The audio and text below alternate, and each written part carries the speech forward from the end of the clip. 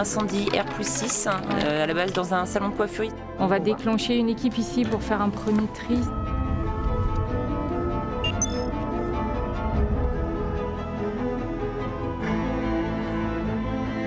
Bon, a priori, voilà. Donc 2 personnes évacuées. C'est primordial pour moi de savoir pourquoi je me lève le matin, savoir ce que j'ai pu faire pour aider les gens, pour peut-être diagnostiquer quelque chose, de pouvoir les sortir d'une situation critique, tout ça. Samy Duron, bonjour. Oui, bonjour. Il est conscient? Qu'est-ce qui lui arrive? Il arrive à communiquer avec vous là ce matin? Les jeunes dans la santé sont motivés, sont passionnés, mais il y a une inquiétude, j'ai l'impression, vis-à-vis des moyens pour l'hôpital public, du sous-effectif, de la charge de travail. Ça, c'est sûr que c'est une question qui concerne beaucoup d'étudiants en santé. Enfin, on en parle entre nous.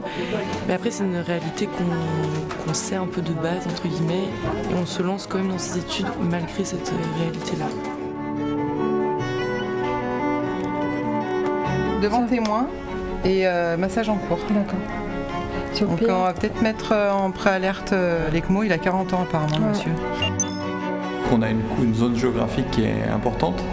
Chaque minute compte et le souci c'est que par la route on a des délais qui vont être très longs, de l'ordre de quasiment 1 heure, alors que là en hélico on va avoir un quart d'heure, 20 minutes de vol.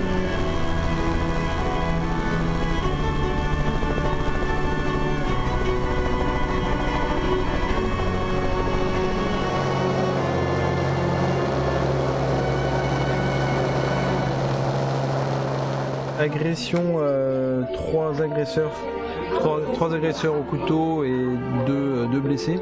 Donc il y a un point de regroupement des moyens, mais ça vient tout juste de tomber. On n'a pas de notion pour l'instant de l'état des victimes, donc toutes les précautions sont prises pour s'approcher au plus proche des victimes.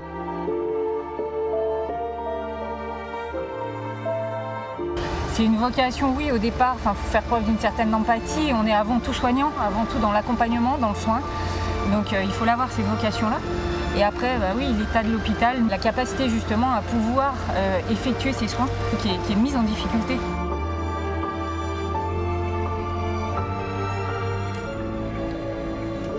La formation est longue, dure, on se pose des questions, mais on récupère tout l'investissement qu'on a engagé dans nos études, on nous le rend dès qu'on est plus autonome. Donc ça, évidemment, que j'encouragerai tous ceux qui veulent le faire à le faire jusqu'au bout et pas se décourager parce que c'est un métier extraordinaire.